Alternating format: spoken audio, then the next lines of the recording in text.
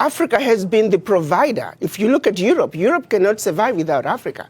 One situation that people don't realize, post-World War, when the US came up with the Marshall Plan, what they don't tell you is that the contribution through exploitation of African minerals was actually the biggest funder of the European Recovery Plan, ERP, aka the Marshall Plan.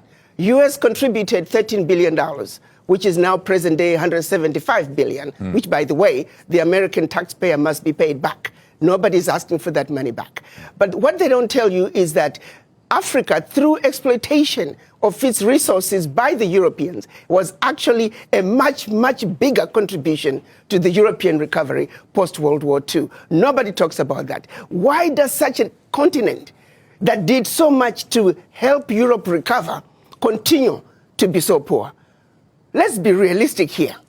Let's not talk about peanuts. Africa does not need the aid.